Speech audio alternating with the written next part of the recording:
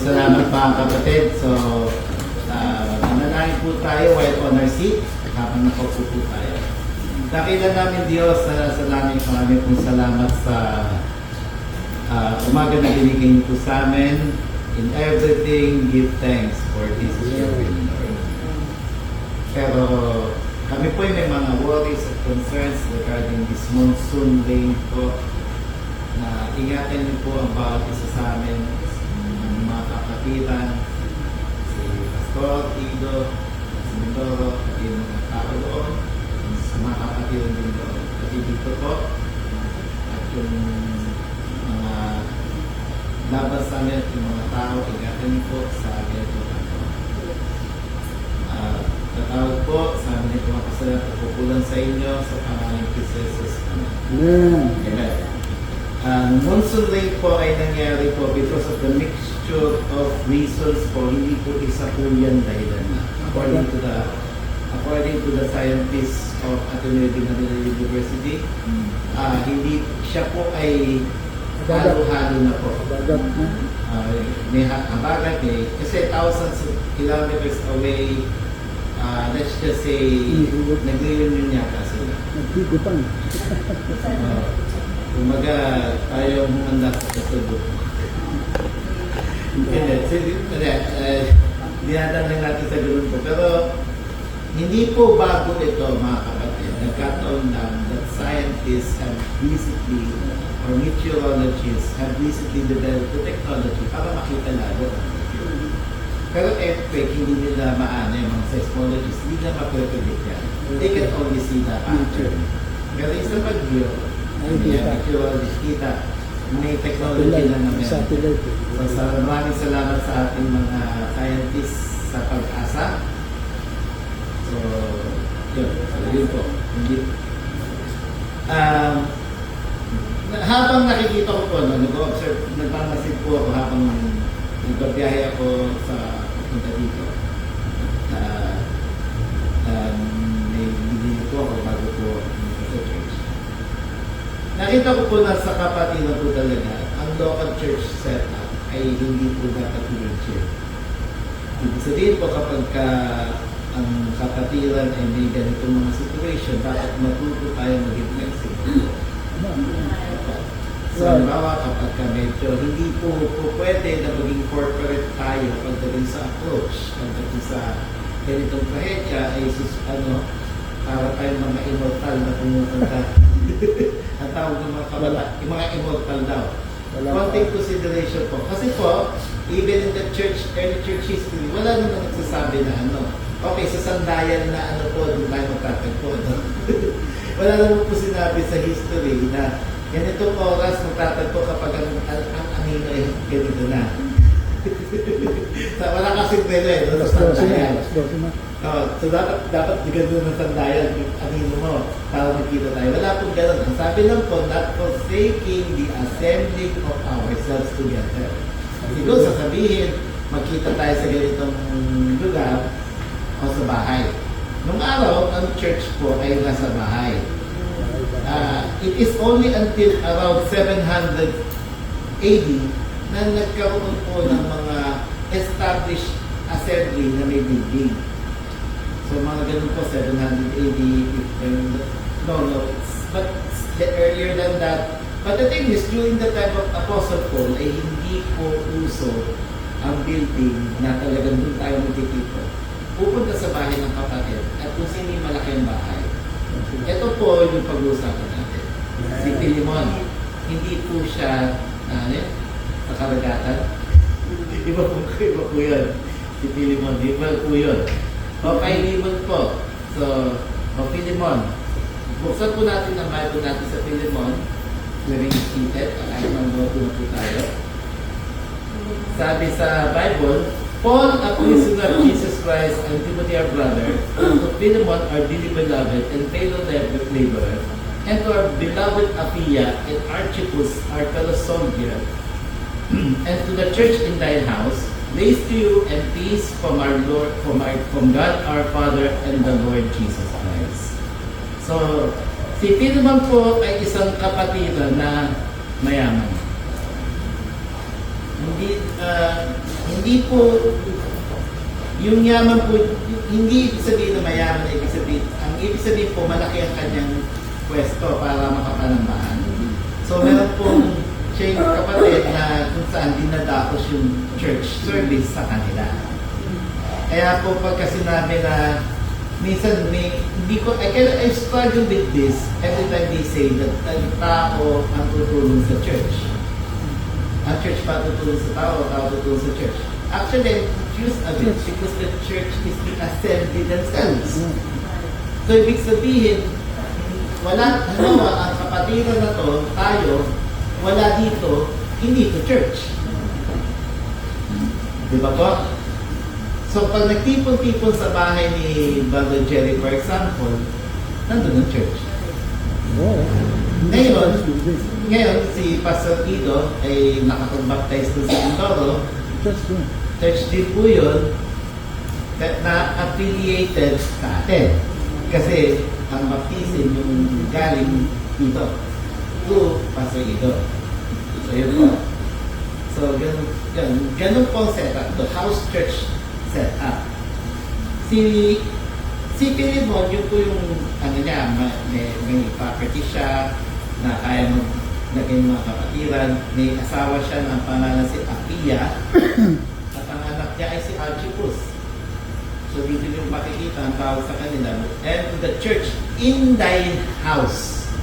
Ibig sabihin, yung indicator na ang service ginaganap sa bahay ni Pilimon. In thy house. So, yun po ang proof noon. Hold on, I will just open my outline.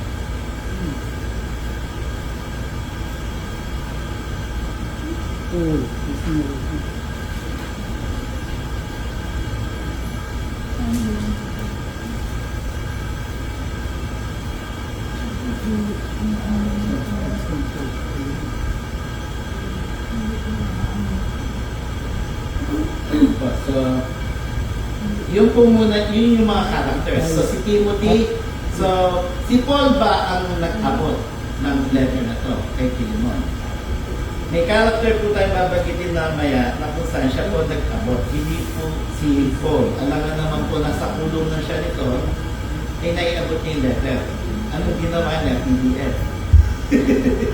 PDF o JPEG. Pero wala pang ganun nung araw no? Wala pang ganun nung araw, so mayroong taga-abot. Sino pa? Si Timothy. Bakit si Timothy kasama? Kasi si Timothy ay affiliated sa Colossian na gawain. Si Philemon ay affiliated sa Colossian Church. So, lahat ng katuwang ni Paul, babanggitin niya dito. So, yun po, no? Yun po ang introduction po. So, si Paul, si Timothy, si Philemon, and Apia and Archipus. Mamaya may babanggitin na kung character ng kasama pa. Sa verse 4 and 7, may encouragement si Apostle Pablo. I thank my God, making mention of thee always in my prayers, hearing of thy love and faith which thou hast toward the Lord Jesus Christ, Lord Jesus, and toward all saints, that the communication of thy faith may become effectual by the acknowledgement of every good thing which is in you in Christ Jesus. For we have great joy and consolation in thy love, because the bowels of the saints are refreshed by thee, brother. Dito nyo makikita mga kapatid na despite na nasa kulungan si Apostol Pablo, marunong siyang matuwa o ma-appreciate ang blessing ng ibang tao o yung growth ng ibang tao. I thank my God making mention of thee always in my prayers. At si Pablo ay nakakulong. He is the one in prison. Kung ibang tao yan, lalo yung mga pa-main character, ako ay nakakulong, ako pag-pray mo. Pero si Paul, siya nakakulong, siya nag-pray doon sa nakalaya. Imagine that, no? Mga kapatid, may lesson agad doon. Dito pala, may lesson doon na in the midst of our struggles, matuto tayong maging matuwa or appreciative or consoling sa blessing ng ibang tao. sana dapat natutuwa tayo na kapag ka mayroong blessing in ibang tao. The problem with Filipinos is we are too euphemistic. Alam niyo po yung euphemistic? Euphemistic, mga hindi tayo diretsahan, lagi tayo may katalinghaga. Pasimple mga salita. Para tayo mga ibang Asian countries at mga British, doon yung mga may euphemistic. Euphemistic. Mga New Zealand, British. Talinghagang salita. Yan, hindi diretsahan, unlike mga Americans. So, we tend to not be verbally appreciative because takot tayo na lumaki ang ulo ng tao. Mga kapatid, wala po koneksyon yung paglaki ng ulo ng tao sa pinuli ko siya. Because the pride of a person, nanggagaling yan sa puso ng tao. So, yung external, irrelevant yun kung kesyo, irrelevant yung external force dun sa pride ng tao. May term sa mga Batanggero sa kanya. Ibig sabihin, lumabas ang gata. Pamilya kayo na lumabas ang gata. Meaning, sabi nila, yumaman lang, yumabang na. Pero actually, the pride is already in the heart. Kaya kapag yumabang ang tao, yumabang, hindi siya yumabang. Ibig sabihin, nasa proseso ngayon ng kayabangan. Ibig sabihin nun, may blessing o wala, nandun na yun, he or she is just waiting for something to validate himself para yumabang. Anong punto ko dito? Si Paul, hindi iniisip kung lalaki yung ulo ni Philemon. He still encouraged Philemon in spite of. The problem with Christians nowadays is that even Christians nowadays is considering my blessing, we want to put them on the sidelines. Pero si Apostle Pablo, he encouraged Philemon regardless. Hindi inisip ni Paul na kaya siya yayabang si Philemon kapag in-encourage niya. So, hearing of thy love and faith. At yung letter na to, hindi si Paul ang nagbigay, ay hindi si ang nag-abot mismo. May ibang tao, ibig sabihin, habang narinig yun, remember, hindi lahat marunong magbasa. So, meaning, binabasa niya yung house of thy church, sabi sa verse, and to the church in thy house. Ibig sabihin, sa verse 2 pa lang, pinapakita na, hindi ito para sa iyo, Philemon. Hindi lamang ito sa iyo para Philemon. Kailangan basahin ito sa church. Parang telegrama, di ba? Basahin sa church. Meaning habang binabasa nung nagpadala, narinig ng ibang tao kung paano purihin ni Paul si Philemon sa kanyang love and encouragement. Kasi nga, dapat na magpapasok ka ng mga kapatiran habang na kayo nananamahan. Effort yun, ha? As a officer ako sa Kumbida ka, no? Kumbida ka. Pag nagkumbida, di ba? Effort yun. Buti nga, ngayon may SNR, may Pure Gold, may Save More, di ba? Nung araw kailangan magtumba ka ng baka, tutumba lang. Tutumba ka ng baka. O kaya, halimbawa, sa Middle East, mag-bake ka ng tinak ng bread. Tapos, hahanap ka ng cheese, kailangan kumbaga may nakaredy ka keso, pasas, gano'n sa Middle East, di ba? Kung ito pa rin sa mga medyo Colossian, so medyo big, so baka meron pa dyan, kumuha pa yan ng olive oil, all gano'n. Di natin, the thing is, pag-i-effort tayo meron ng mga grocery dyan may ilaw pa. Kahit na gano'n kasimple ang bahay, may ilaw. That's what matters pag may bisita tayo. Bukod sa malinis sa sa'yo, may ilaw kasi parang nagkakitaan. Tapos, pati yung pagkain natin, makita natin. That's how hospitality works. How much more nung panahon ni Philemon? Diba? Paul pointed it out. The problem with people talking about Philemon is to talk about this another individual, si Onesimus. Na sinimplify ng ibang tao na when they talk about Philemon, pinag-usapan si Onesimus at si Philemon. It's not simple as that. inuna muna ni encourage ni Paul si Onesimus. May isang preacher nga, parang kinukwento niya na parang binobola ni Paul si Philemon bago establish to. Bago ipakilala si Onesimus sa verse 10. Sa verse 10, ang feeling ng ibang preacher, binobola muna ni Paul si Philemon para pakiusap si Onesimus. Nasaan ang proof? Diba? The burden of proof is in the accuser. Diba? Kung sino nagsabi, pakita mo proof kung saan. Pero nasan dito na nambobola si Apostol Pablo? And kung nagbola man, kasi the difference between flattery and encouragement, mga kapatid, is kapag encouragement o compliment, specific yan. Bakit sinabi ni isang pinata sa isang dalaga, diba? Kayo, si Sister Yula at si Keisha, someday, ibig sabihin ng pursue na lalaki, sabihin sa inyo, maganda kayo. That's flattery.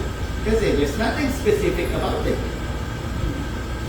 Ang tunay na praise at compliment, meron niya specific na parang gusto ko yung ugali mo, napaka-friendly mo, nanambing ka.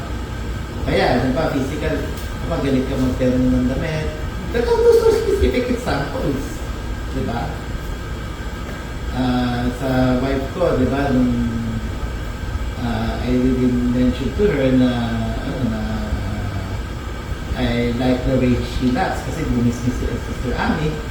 Very specific. Nakakamadan katawanin, it takes many. Very specific. Walang bola doon. Diba? Yung po yun. So si Apostol Pablo, hindi po nang bobola. Kasi sabi, hearing of thy love and faith, which thou hast toward the Lord Jesus and toward all saints. That the communication of your faith, so ibig sabihin, saan pinuri niya Apostol Pablo sa Philemon yung kanyang love, yung kanyang faith sa Panginoon, yung kanyang kung paano niya i-express ang faith niya. Hindi lamang siya nagpapa-open ng bahay niya, ibig sabihin, he communicates his faith to others. Ibig sabihin, hindi lamang every assembly time ay about God ang pinag-usapan. Tapos pagka wala na mga Christians, iba na pinag-usapan. Kasi ang tunay na believer, one way or the other, mapapag-usapan ang anything that is spiritual. Hindi pwede na Monday to Saturday, kung tunay kayo saved, hindi nyo mapag-uusapan ng Panginoon. One way or the other, halimbawa, tungkol sa kapatiran, tungkol sa theology, basta anything that is about the Lord, anything that is spiritual, we will talk about it if you are really a Christian. Philemon showed it. That the communication of thy faith may become effectual by the acknowledgement of every good thing which is in you. Wow! Every good thing. Minsan ng mga kapwa mananampalataya, kulang tayo sa commendation. Diba? So, Apostle Paul, kasi sasabihin natin, kasi may pinagdadaanan ako kapatid eh. Diba? Apostle Paul showed the way. Nasa kulungan siya nag-encourage. Nasa kulungan siya dito. Nasa Rome, hindi siya sure na pupugutan siya ng ulo. Hindi pa siya sure dito. Nakakulong lang siya. Pending trial. Pending conviction. Pending execution. Tapos ito na nga. Inuri niya si Apostle Pablo tapos bigla nang pinasok yung si Onesimus. Wherefore, though I might be much bold in Christ to enjoin thee that which is convenient, yet for the love's sake, I rather beseech thee, being such an one as Paul the agent, and now also a prisoner of Jesus Christ. Ito yung sinasabi ng iba na feeling nila nang bobola o nanggigil trip sa Apostle Pablo. Sabi, yet for love's sake, I rather beseech thee, being such an one that as Paul the agent, parang sinasabi niya na alam mo naman, ako'y matanda na, yan eh. Pagka mas bata, may nakiusap ka, alam mo, matanda na ako. So, ba, ito na, yun kasunod dun eh. Sino nakarinig ng ganyang appeal? Yan ang bawa. Alam mo, matanda na ako. Alam mo, nag-uusap tayo, may pinagsamahan tayo, hindi na ako bumabata. Ito yung pakiusap ko. Yan, ganun. Yan. Akala nila, ganun, ang tingin nila, ganun ang approach yung Apostle Pablo. Napinig nila, binovolunteer si Philemon. Pero, tapos, ang talagang catch, si Onesimus. That's not true. Although, may wisdom to sa approach na yun. Yung parang may approach to na ginawa. Pero may halong katotohanan yun. Meaning, mga kapatid, hindi masama to commend people and to also mention your concerns and requests. Hindi po masama yun. You're just being honest. Pero dapat yung compliment natin o yung encouragement natin manggaling sa totoo. Hindi yung parang dinolan mo lang kasi may endgame ka. Si Paul, ang ginawa niya, he both encouraged Philemon and also requested for Onesimus. The key word is request. Ito na, si Onesimus, medyo nalagpas tayo ng club due to understand, hope you understand. So, verb, ito na, I beseech thee for my son Onesimus. Ayan na. Dito na tayo, ano yung may term ang Jedi dyan? Ayan, ano yung? Dito na tayo sa exciting part. Dito tayo sa exciting part. I beseech thee for my son Onesimus, whom I have begotten in my plans. Si Onesimus po, ang ibig po sabihin niyan sa English ay kagamit-gamit. Useful, profitable. So, useful, profitable. Siya po ay isang servant. May mga siyasat, kasi may mga alip, may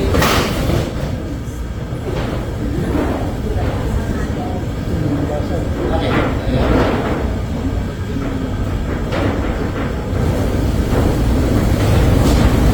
Okay.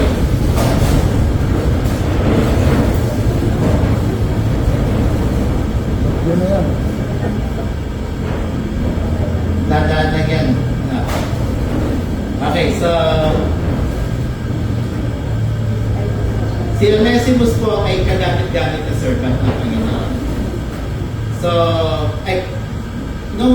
ang implication, ang kaso ni Onesimus, nagnakaw daw siya kay Philemon, si Onesimus. Ano nun? Which in time past was to be unprofitable, but now profitable to thee and to me. Dati, wala siyang silbi. Ngayon, may silbi na siya. The funny thing is, ang ibig sabihin ng Onesimus, kagamit-gamit, may silbi. So, ibig sabihin, ito si may silbi, dating walang silbi, ngayon may silbi na. Yun po. Kasi sabi dito, which in time past was the unprofitable, nilaro niya, no? Galing ni Apostle Paul. No? Ito si kagamit-gamit, hindi kagamit-gamit, pero ngayon kagamit-gamit na. Ibig sabihin, biro mo, ipinangalan ka sa salitang kagamit-gamit, tapos wala kang silbi. Diba? Parang walang pinagkaiba ng pangalan may pastor. Tapos nanginito, si pastor, yung mga ganun, no? Tapos sinisita ka ng Sunday school teacher mo. Oh, pastor, ikaw talaga pasaway ka. Hindi. Ganun ang ginawa ni Apostle Pablo kay Onesimus. He wordplayed the word Onesimus. Tapos, ang proof pa na nagnakaw si Onesimus, if he had wronged thee, or owed thee off, put that on my account. So, merong implication na may atraso to. Kasi nag-layas eh. Verse 19, I, Paul, have written it with my own hand. Meaning, yung sulat ni Apostle Pablo kay Philemon, sulat kamay niya. Ay siguro pagkalaki mo. Kasi malabo ang mata ni Apostle Paul eh. Malabo, pagkalaki ng font nun, font 1,000. Font 1,000. Hindi, may font ka na. Anyway, verse 19, yan. Albeit I do not say to thee how thou owest unto me, even thy own self besides. Okay. Yun yung atraso ni Onesimus. Nagnakaw. Allegedly. Kasi hindi direkto sinabi kung ano yung tunay na atraso niya. May mga pahaging lang sa scripture or implications na sinasabi, if he owed thee. So siya magbabayad. Siya nasa prison, siya magbabayad. Dito natin makikita yung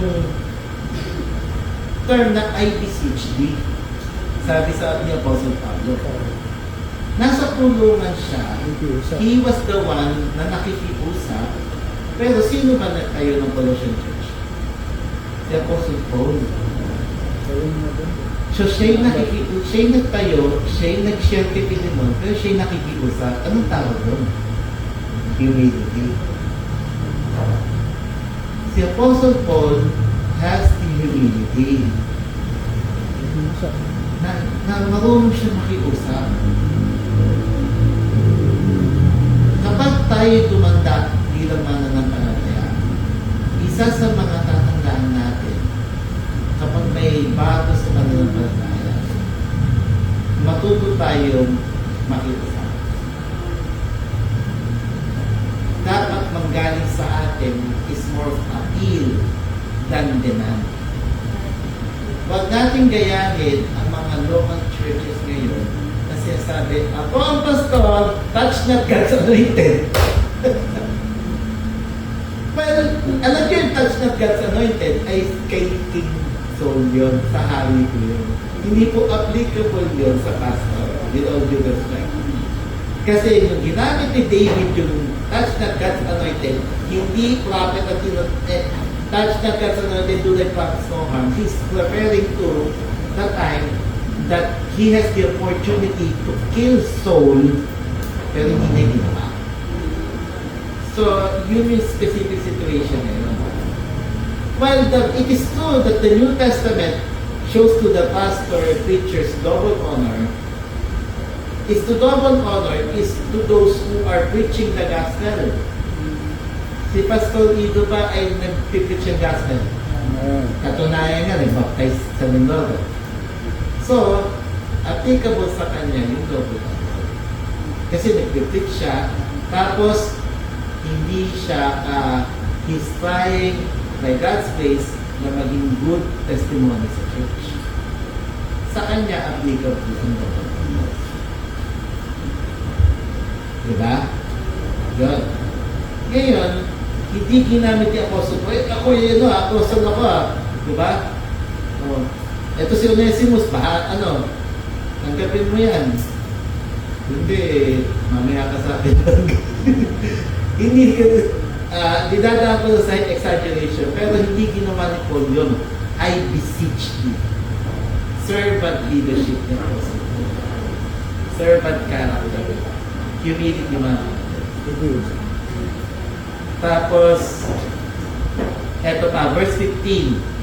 For perhaps he therefore departed for a season, that thou shouldest receive him forever. Ibig sabihin, malamang, piniliwanag ni Apostle Paul, siguro ito ang naging pagkakataon, naglaya si Onesimus kasi nagnakaw sa inyo, pero ito yung naging paraan para magkita kami at siya yung maging Christian. Na-save si Onesimus during the time ng kanyang paglalayas. Isang alipin na lumaya sa amo, nakatagpo ng kaligtasan. At there are speculations that Onesimus ang nagdala ng Pilimon. Kung totoo yung speculation ng scholars, proof to na Onesimus is really serious on changing his life. Nagtakaw siya, so naging Christian siya. Ang ginawa niya, pupunta siya kay Pilimon, dala yung epistle ni Paul, para siguro siya din ay pakiusapan. Ang tunay na nagsisisi, isa po yan sa mga move ng mga taong nagsisisi. And at the same time, kapag ka nagkataon na may kapatiran na siya ay gustong magbago, siya ay gustong mag-ayos ng buhay, at may pagkakataon kang tulungan siya para bigyan ng konting tulak para siya ay magbago. Gawin natin. Si Apostle Paul, na-save si Onesimus, under his ministry, under God's ministry to Apostle Paul, tapos tinulungan niya si Onesimus para dalhin kay Philemon. Ang sabi pa, ako magbabayad nung kanyang mga ninakaw. Ibig sabihin, sign ng pagiging tunay na believer, minsan kasi may mga ginawa tayo sa buhay na hindi kagad maayos. Lalo pagka mga malakihang pera, o kaya malakihang gulo.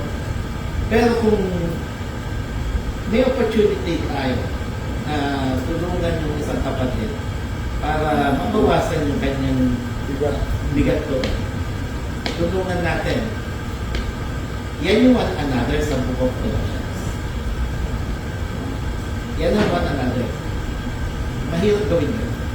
Totoo lang po, mahirap gawin yun.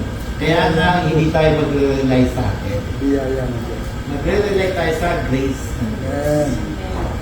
Masyadong nagiging bulagsak. Allow me to use the word. Bulagsak ang salita na grace sa mga believers. Cheap grace. Pero ang tunay na grace is doon nakikita eh. Hindi ko kayang gawa ng paraan yung ginawa yung ayusin yung kalokohan ng kapatid na to. Kasi hindi ko kaya. Pero kaya ng Panginoon. Kapag tunay na save, si Onesimus pumunta kay Philemon, abay kung ibang ano yan, abay nagbagong buhay na ako, magtatago na ako. Nagbagong buhay na ako, naging nawala na ako sa amo ko. Naayos na ako, di palit identity na lang. Hindi naman puso yung national ID ng araw. Di ibang pangalan na lang ako. Wala pang ID nun eh. Wala pang PSA. Wala namang census. Meron census ang Roman Empire. Wala kang sedula.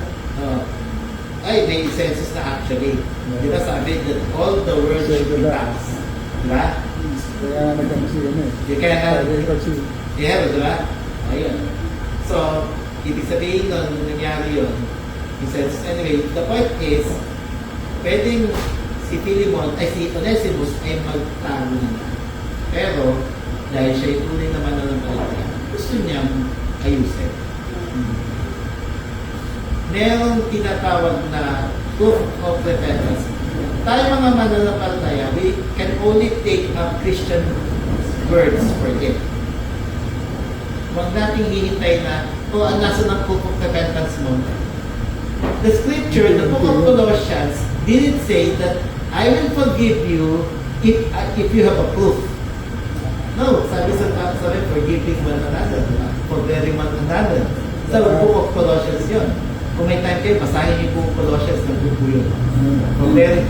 Hindi po naghihintay ng proof.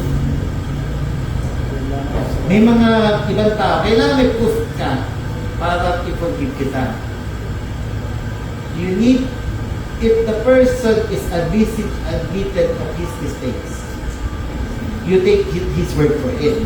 Ngayon, kung may ginawa siya ulit,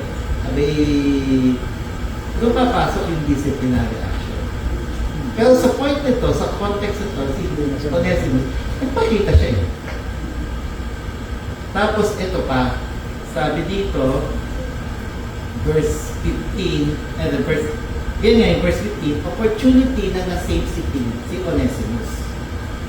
Parang pinapakita ni Paul na naglaya sa si Onesimus, well, masakit yun, alipin mo, nagnakaw sa'yo, pero nag-save siya, bumalik siya para ipakita na tapos ako papahala. Ito yung paraan na ginawa ng Diyos para siya maging Christian. Ang tawag doon ay providence. God's providence. Allergic ang ibang Christian niya. Di ba? Yung pagtatalo between Reformed and Armenian na pagtatalo sa mga ibang churches. Kapag narinig din ang providence, allergic sila. Pero actually, yun talaga ang summary term. The Lord provided the circumstances para masave ang isang tao. Si Onesimus, nagnakaw, lumayas, doon na siya. Bumalik. Naging Christian. Which leads me, ito na. Verse 16, not now as a servant, but above a servant, a brother beloved, especially to me, but how much more unto thee, both in the flesh and in the Lord. Ano yung condition po na, again, pakiusap? Diba? Again, pakiusap. Sabi niya, not now as a servant, but as a brother. Oh. Hindi lang brother, but as a brother, beloved. Hindi request, no? Ninakawan ka, tapos babalik sa'yo, ang request ng mentor mo, hindi lamang siya tanggapin, hindi tanggapin siya bilang co-equal mo. Hindi. Nabivisualize niyo kung gano'ng kahirap yan. Binahal mo pa yung kalaban mo. Kailangan, hindi lang co-equal mo. Ibig sabihin nun, kailangan kamahal-mahal mo, beloved, no? Mahal. Brother, Binahal beloved. mo pa. Mahirap yun. Hindi, totoo lang, pangkahan tayo, mahirap yun. We don't, as a preacher, one of the things that a preacher must not do is to guilt-trip people in doing things, but to show the reality of the situation, but, and at the same time, show the grace of God. Yung grace. Grace of God, reality. Ang reality, mahirap tanggapin ng isang taong may atraso ka, may atraso sa'yo, tapos tatanggapin mo, bilang kapantay mo. Mahirap yun. Mahirap yun. Dati mong trabahador, nagnakaw sa'yo, nasimot, kaya nga Onesimus, nasimot. Bumalik. Tapos sasabihin, tanggapin mo, hindi ba para mo, kapantay mo na siya. Alam nyo, nowadays, there are people who will only accept you if they will be the one in charge of you. Nakukuha ninyo? Minsan, mapait tayo, kaya minsan, the only way to test a person is how he will be treated in a co-equal fashion. Kung paano siya tatatuloy ng kapantay mo lang, kaedaran mo. Kapag ang tao ay parang tinarato mo ng kaedad mo at he did budge at ayos na sa kanya, mabait yun. Mabuting tao yan. Pero pag nakaramdam siya ng konting inis, ibig sabihin may konting pride yun. May mga tao na gusto na makipag-usap sa ibang tao if and only if they are in charge. Sila yung nandoon, ikaw nandito. Na parang Mataas ikaw, yan. ha? Mataas. Ikaw yung mataas, siya yung dito. In charge ako. Diba? May mga tinatawag sa corporate world yan, know your place. Diba? Ganun. Well, uso yun kapag disrespectful sa corporate world. Pero, sa Christian, as a believer, kailangan kapag kapatiran, we know we should be humble enough to really treat our fellow brothers as brothers and sisters in Christ. Walang hierarchy. Ang mga church leaders, ang mga church elders at pastors, they are leaders among equals. Right. Yan. Diba? Yan.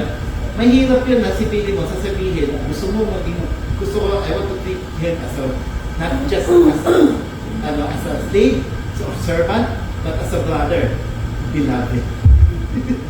Biro mo, hindi lamang kapatid, yung kapatid na dapat kong mahalin. Mahal na kapatid. Oo, mahal na kapatid, hindi mo. Pero, nakiusap si Paul. Hindi niya in-impose kay Philemon yan. Merong verse dito na nagpapakita. Ito, verse 14, nalaktawan natin. Ito yung proof na hindi pinilit ni Paul si Philemon. But without thy mind would I do nothing, that thy benefit should not be as if of necessity, but willingly. Hindi ko ulitin yung verse. Ibig sabihin nito, hindi wala akong gagawin kapag wala kang sasabihin. Dahil, hindi mo to, ayaw kong gawin mo to dahil kailangan. Ginawa mo to kasi okay sa'yo. Yun. Anong galing? Galing, ano? Ang galing mo, si Paul, siya nagtayo ng church, siya yung nakakulong, pero siya yung nakiusap. Pero siya yung kumbaga, sinabi niya kay Philemon in the tone of humility and appeal. Kapatid, pwede ka ba mag-song lead next week? Sino? Hindi. Yung ba may mga gano'n? Mag-assign ka. Brother Maeng, may request. Brother Maeng sa opening prayer. lagi may pa-appeal tayo. Hindi yung, Brad, special number ka next Sunday. Kakuman ko yan. Imperative sentence. Hindi, minsan hindi maiwasan, ano? Pero kung kaya nating pumunta sa level of appeal, that scripture shows the way. Si Apostle Paul laging pa-appeal. Oo, nagre-rebuke siya. He rebukes, pero he also appeals. It's a sign of humility when we are on the request mode. Tayo na yun. Mahirap sa part ko yun. Lalo sa mga taong makita kung paano ako nakalit. Lalo sa office, diba? Pagka mga high standard firms, saka minsan hindi talaga maiwasan yun. Pero, sabi sa scripture, we often must come to be coming for appeal. Eto na. Yun nga, sabi sa verse 17 to 19, ang promise ni Paul, babayaran niya. So may proof doon. Offer of restitution. Tapos ito, sa verse 20, Yea, brother, let me have joy of thee in the Lord, refresh my bowels in the Lord. Having confidence in thy obedience, I wrote unto thee, knowing that thou wilt also do more than I say. Na. Sabi ni Paul, may tiwala ako sa iyo. Hindi lamang appeal, may tiwala siya kay Timon. Tapos pagdating sa verse 22, sabi, but with all, prepare me also a lodging. For I trust that through your prayers, I shall be given unto you. Hindi pa alam ni Apostle Pablo na i-execute siya. So, feeling niya, lalaya siya. So, paglaya niya, sabi niya, pupunta ako sa inyo, bibisita ako. Galing ano, nag-request siya, nag-appeal siya, tapos, para makita niya Apostle Pablo na gagawin ni Pilimon, pupunta siya doon. Tinanggap mo ba si Pilimon? Ganun. Tapos sabi niya, alam ko gagawin mo yan. Pero pupunta ako dyan. Dadalaw ako dyan. Sabi, prepare me also a lodging. Ibig sabihin, paghanda mo ako ng pato, dadalaw ako. Ibig sabihin, parang si Pilipo walang lusot, no? Nakiusap, tapos may tiwala sa kanya, tapos pupunta sa kanya. Galing, parang kung isipin, pupunta, wala. Parang siguro si Pilipo nag-iisip. Nag-iimbestiga ito. Ano? Nag-iimbestiga. Wala, sumula ako gusto. Pero hindi ano lang yun, joke lang yun. So, the thing is, pupunta siya doon, no? Ito na, verse 23, There salute thee, Epaphras, my fellow prisoner in Christ Jesus. Ito na, si Epaphras ay tao ni Apostle Paul. Marcus, Aristarchus, Demas, Lucas, my fellow laborers. Si Marcus, siya po si John Mark. Sino si John Mark? Pamangkin ni Barnabas. Anong nangyari kay John Mark sa mga nakakaalam? Iniwan si Paul and Barnabas. Iniwan sa ere. At so, ano yun? Kaya nga ayaw nilang isama si John Mark. Ayaw isama ni Paul. Kaya nagtalo sila ni Barnabas. Bakit mo sasama niya? Iniwan tayo sa ere niya. Eh si Barnabas gusto niya. Si Paul ayoko. Tapos to the point na si Lord sabi, separate me, Paul and Barnabas. Kasira. So, si Barnabas, sinama niya si John Mark. Si Paul, sinama niya si Silas. Sa Barnabas, John Mark, Paul, Silas. Pero tingnan dito.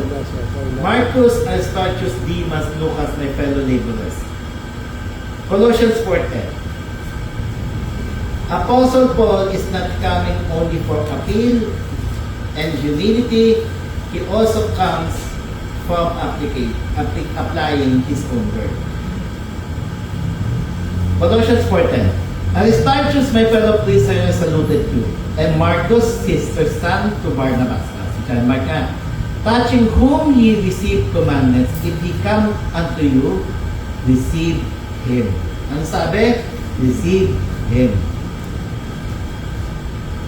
Apostle Paul had not only forgiven John Mark sa ginawa niya sa ministry. But also, John Mark, sabi ni Paul, receive him. Ibig sabihin, may recommendation kay Apostle Paul. May recommendation kay John, na si John Mark ay tanggapin. Forgiveness, mga kapatid. Kapag nagkamali ang kapatiran, tapos kung bumangon at umayos, sa biyaya ng Panginoon, nawa ay tanggapin na. Sa biyaya ng Panginoon. Hindi po merit system ang Christianity. It is grace given. Hindi po grace given, hindi po merit system. Huwag tayo mag-iisip na Christianity ay merit system na may bawas point sa langit, minus point sa langit. Hindi po tayo ganun. Ang Christianity ay grace given. Araw-araw, umaasa sa biyaya ng Diyos na ang tukso, ang pagkukulang, magpagkakayan, ang ministry ay para sa buwan ng Panginoon at biyaya lamang ng Panginoon, hindi tayo may aasa sa ating lakas. Si Philemon, pinakita ni Paul na si Philemon, kay Paul, pinakita ni Philemon, pinakita ni Paul kay Philemon na I'm doing what I'm saying. Tanggapin mo sa innocence. Kasi I also have experience with John Mark. Di Marcus at Aristarchus, Demas, Lucas, my fellow believers. May atraso si John Mark. Ang tawag niya nung huli, fellow believers. The grace of our Lord Jesus Christ be with your spirit. It takes God's grace to make the request of Paul possible to him. Sa ating mga kapatid, again, Christianity is not merit-based. It is grace-driven. We will come to appeal. We are coming from appeal, the humility in treating other people because tayo din, binago tayo ng Panginoon at binabago ng Panginoon. Let's treat each other with that kind of warm hospitality and consideration. Just like Philemon. So ngayon, ano nangyari kay Onesimus? According kay Ignatius of Antioch, meron isang pastor o bishop siyang kilala. Ang pangalan ay si Onesimus. Nagpastor o naging bishop overseer si Onesimus. Dahil pinamit ng Panginoon yung humility consideration bawat kapatid. Mahirap mga kapatid. Easier said than done. Kaya nga hindi tayo mag-relate sa sarili. Nawa maging lesson po sa bawat isa ang buko Philemon. It's not just yung pakiusap between Onesimus and Philemon. It's also a story of forgiveness, a story of consideration, a story of humility, and most importantly, a story of restoration. Tayo po tayo. Let us pray. Dakila namin Diyos na sa langit, maraming pong salamat sa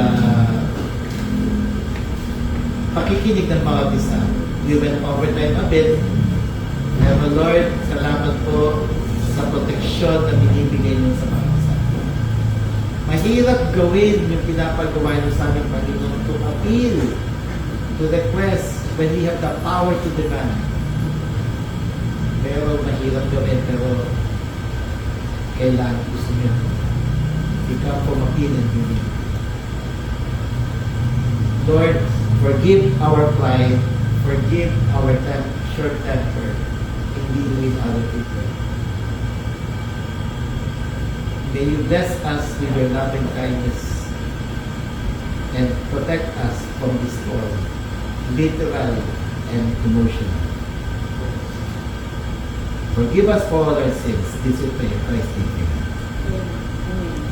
Amen. bisita niyo.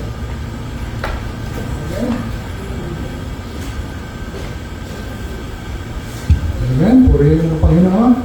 May natutunan ba kayo? Kailangan na maging ano tayo, kumbaga, mahal sa kapag isa. Pantay-pantay tayo. Walang mataas, walang marunong. Lahat marunong sa biyaya ng Diyos. Lahat ay magagawa natin sa pamamagitan ng biyaya ng Diyos. Amen? Hindi natin kayang magmahal eh. Hindi naman tayo yung kagalit mo, mahirap mahalin. Diba?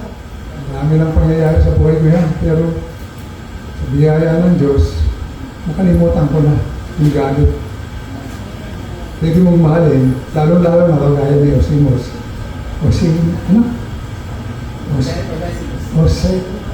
Onesimos. Kapag ka tinanggap mo ang Panginoon, talagang may pagbabago sa buhay natin. Amen? Biyaya nga eh. Kaya nga naligtas tayo sa biyaya. Sa biyaya rin, magagawa natin ang mga bagay na yan. Amen? So, dumako na tayo sa offering. Tawagin natin si Brother Maeng sa